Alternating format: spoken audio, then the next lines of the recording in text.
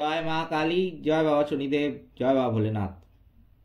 তো নমস্কার বন্ধুরা, আজকে আমাদের আলোচনার বিষয়বস্তু হলো ধনু রাশির মানুষদের চারিত্রিক বৈশিষ্ট্য কেমন হয়। আমি খুব সহজ সরলভাবে বৈশিষ্ট্যগুলো আপনাদের কাছে তুলে ধরব, কোনো জটিলতায় যাব না। আপনারা যাতে খুব সহজেই বুঝতে পারেন সেইভাবেই বলার চেষ্টা করব। তবে ভিডিওটা শুরু করার আগে আমি আপনাদের কাছে অনুরোধ করব, ভিডিওটা ভালো লাগলে ভিডিওটি অবশ্যই লাইক শেয়ার করবেন এবং চ্যানেলটিকে সাবস্ক্রাইব করে নোটিফিকেশান বাটনটা অল করে দেবেন। এবং কমেন্ট বক্সে কিন্তু অবশ্যই লিখবেন জয় মা কালী। এতে মা দক্ষিণা কালী কিন্তু আপনাদের সমস্ত বিপদ ও দুঃখের হাত থেকে রক্ষা করবেন। তো চলুন আজকের ভিডিওটা শুরু করা যাক। শাস্ত্র মতে ধনু রাশিকে বলা হয় অগ্নি রাশি, অর্থাৎ অগ্নি মানে আগুন। ধনু রাশির মানুষদের মধ্যে থাকে অগ্নির মতো এনার্জি, তাই এদের মধ্যে রাগ একটু বেশিই থাকে। কিন্তু এরা খুব স্পষ্ট কথা বলে দিতে পারে বা স্পষ্ট কথা খুব সহজেই কাউকে বলে দিতে পছন্দও করে। এরা প্রতিবাদীও হয়, কিন্তু রাস্তাঘাটে বা তার বাড়ির আশেপাশে কোনো ঝগড়া ঝামেলা হলে সে কিন্তু দৌড়ে যায় প্রতিবাদ করার জন্য। এই রাশির মানুষদের মধ্যে আরও একটা যে চারিত্রিক বৈশিষ্ট্য দেখা যায় তা হলো এরা মানসিকভাবে বেশ চঞ্চল হয়, কিন্তু কোনো সিদ্ধান্ত একেবারেই নিতে পারে না। মানে একবার মনে হলো যে সিদ্ধান্তটা যেটা নিয়েছি সেটা ঠিক, আবার পরক্ষণেই মনে হচ্ছে না, এটা না করে ওটা করলে কিন্তু আমার ভালো হতো। এরা একগুঁয়ে প্রকৃতিরও হয়, কিন্তু নিজেদের ডিসিশানগুলো পরিবারের সবার উপর চাপিয়ে দিতে চায়, যেন মনে করে আমি যেটা বলছি সেটাই ঠিক, বাকি পরিবারের সবাই যা বলছে সব যেন ভুল। আমি একটা উদাহরণ দিয়ে আমি আপনাদের বলতে চাই। আমার চেনা ধনুরাশির এক মহিলার কথা বলছি। সে একটা পোষ্য কুকুর কিনতে যাচ্ছে। তার স্বামী, পাড়ার এক কাকু তার স্বামীকে বারণ করলো, তো সে কিন্তু শুনল না। এখন তার পোষ্য বেশ বড় হয়ে গেছে, 3-4 বছরের বয়স হবে। এখন তার কিন্তু ঘুরতে যাওয়া প্রায় বন্ধ হয়ে গেছে একবারেই। সেই মহিলা এখন কিন্তু আফসোস করে আর বলে ওদের কথাটা শুনলে যদি নাই কিনতাম তাহলে ভালো হতো। এরকম বিভিন্ন পদক্ষেপে দেখবেন কিন্তু এই ধনুরাশি জাতক জাতিকারা কিছু একটা কাজ করেই এরকম আফসোস করে যে এটা করলে ভালো হতো, এটা না করলে ভালো হতো, এটা করলে ভালো হতো, এটা না করলে ভালো হতো। এইটাই কিন্তু করতে থাকে। এবার কোনটা করবে তারা সঠিকভাবে ডিসিশনটা নিতে পারে না, আর যেটা মনে করে যে ঠিক, যেটা বলে সেটাই ঠিক। ধনুরাশির জাতক জাতিকারা বিশেষ করে মহিলাদের ক্ষেত্রে যে চারিত্রিক বৈশিষ্ট্য লক্ষ্য করা যায় সেটা হলো তারা পরিবারের সকলকে নিয়ে, এমনকি আত্মীয় পরিজনদের নিয়েও কিন্তু একসঙ্গে মিলেমিশে থাকতে ভালোবাসে।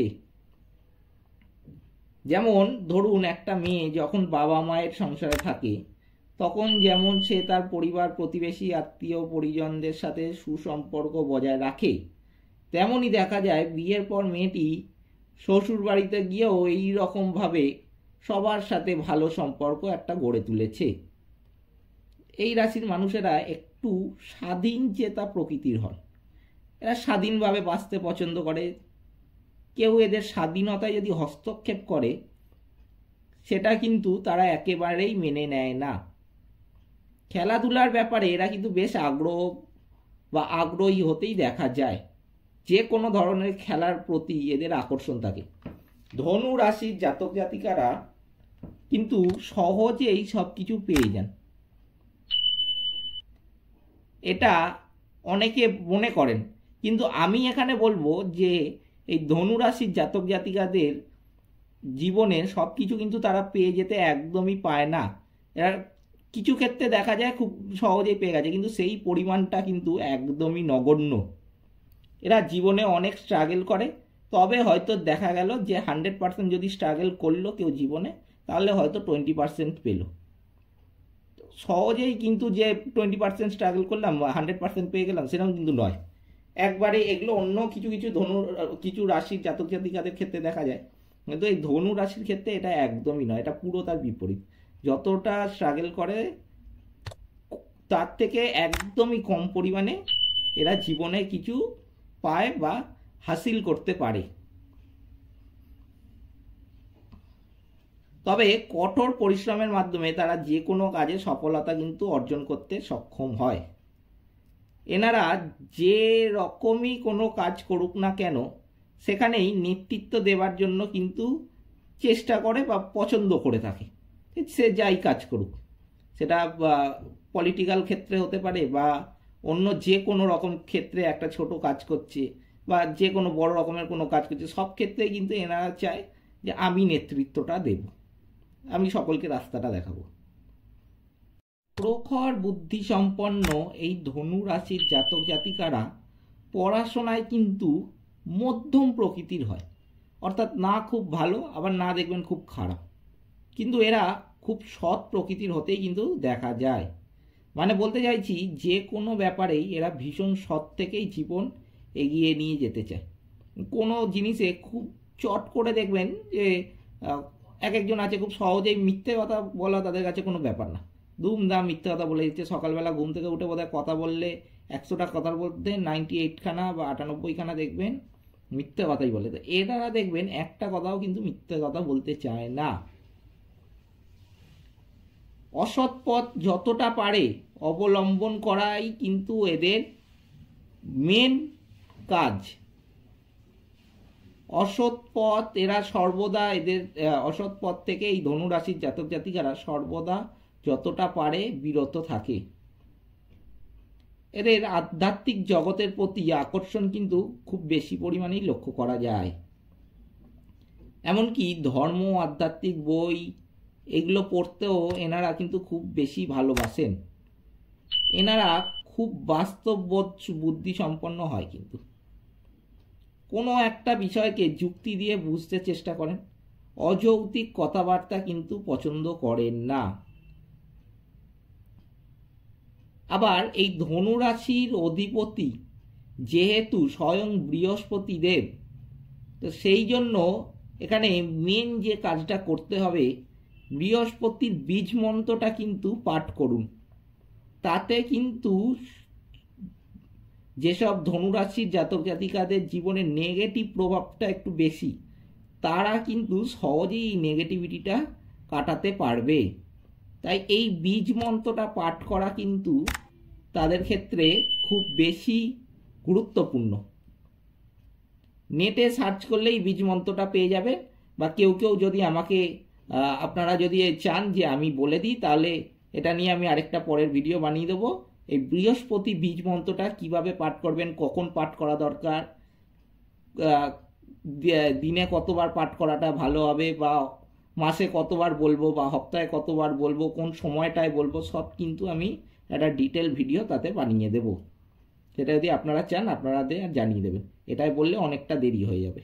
তাই জন্য এই বীজ মন্ত্রটা কিন্তু পাঠ করলে তাদের বেশিরভাগ, আমি বলছি বেশিরভাগ নেগেটিভিটি কিন্তু কেটে যাবে। এছাড়া এই ধনু রাশির মানুষদের মন কিন্তু বেশ সহজ সরল হয়। এরা যার থেকে ভালো ব্যবহার পায় তার কিন্তু প্রয়োজনে সব রকম সাহায্য করার জন্য এগিয়ে যায়। এরা মানুষকে সেবা করতেও খুব একটা বেশি ভালোবাসে। এদের জীবনে আর একটা যে সমস্যা দেখা যায় তা হলো এদের যারা স্বামী অথবা স্ত্রী হয় তারা কিন্তু খুব একটা দায়িত্ববান হয় না, তাই বেশিরভাগ দায়িত্ব এদের ঘাড়েই এসে পড়ে। আর এরা কিন্তু এই দায়িত্ব খুব সফলভাবে সেটা দায়িত্বগুলো পালন করে। একটা ছেলে মানুষই ব্যাপার কিন্তু এদের মধ্যে একটা লক্ষ্য করা যায়। সেই জন্য ধনু রাশির জাতক বা জাতিকারা বেশি সচেতন হতেই কিন্তু সবসময় দেখা যায়। এই রাশির মানুষদের ঠান্ডা লাগা, গলার সমস্যা, হাত কোমরে ব্যথা, পেটের সমস্যা এগুলো কিন্তু সারা বছরই দেখবেন লেগে থাকে। আবার এদের উন্নতি হয় সাধারণত একটু বেশি বয়সে। এরা টাকা পয়সা সঞ্চয় করতে সবসময় বেশি ভালোবাসে, আবার খরচও কিন্তু অনেকটাই হতে দেখা যায়। তবে খরচটা যদি একটু নিয়ন্ত্রণ করতে পারে তাহলে খুব ভালো হয় এদের জন্য।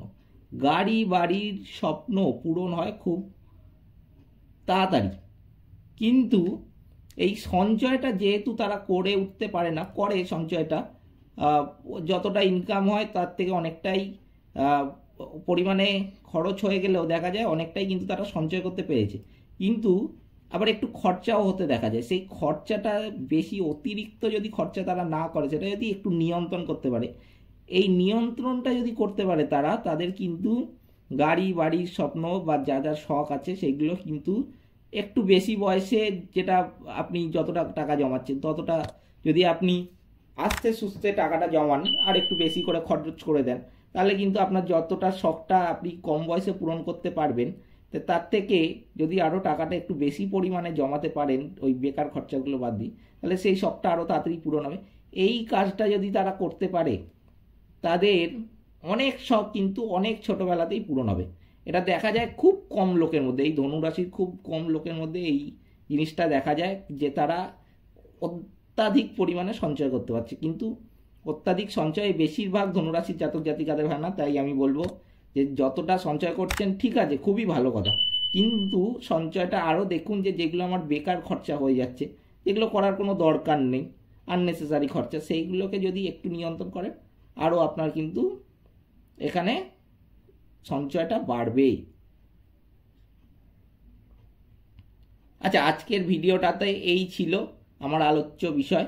ভিডিওটা ভালো লাগলে অবশ্যই ভিডিওটা লাইক, শেয়ার ও চ্যানেলটি সাবস্ক্রাইব করতে ভুলবেন না। আর কমেন্ট বক্সে কিন্তু অবশ্যই লিখুন জয় মা কালী। সকলে ভালো থাকবেন, সুস্থ থাকবেন, নমস্কার।